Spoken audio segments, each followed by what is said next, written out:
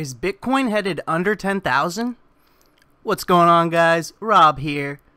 It's been a while since I did a Bitcoin technical analysis, and that's because we've been inside this wedge pattern here. It's been a no trade zone for me pretty much. I've been waiting to see if we break lower from this line or break higher from this line, and today we did break below this line. But so far, we've sucked it all back up and are back inside the wedge here. So if we can get a close today inside this wedge will remain true for me. And hopefully we can get a move higher tomorrow from there.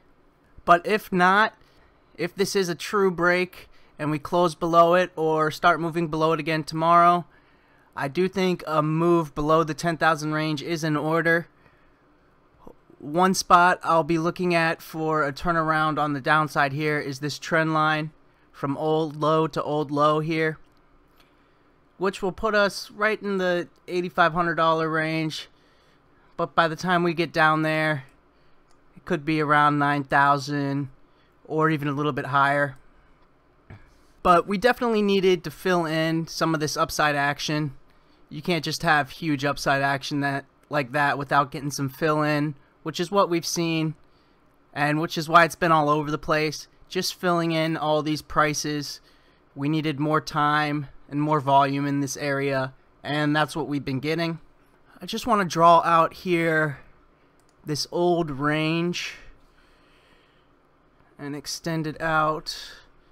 That looks pretty good. So you can see the old range here.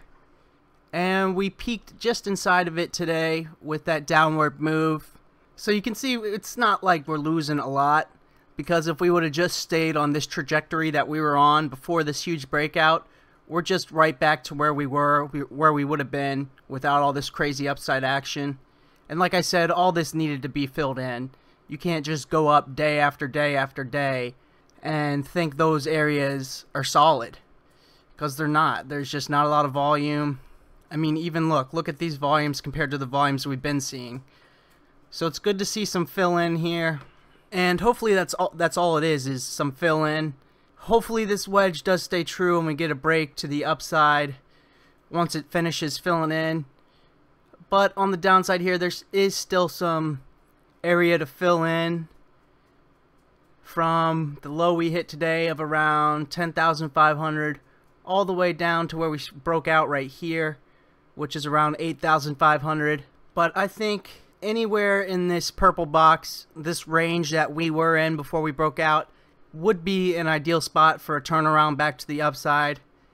That is, of course, if we do close below this line and continue to move lower.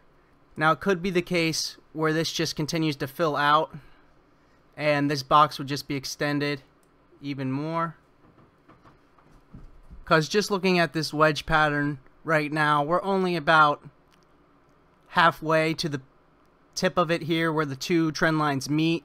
So it still is just a no trade zone for me inside this wedge. So what I'm hoping for is we close inside the wedge and just continue to fill it out before seeing another breakout to the upside here outside this trend line.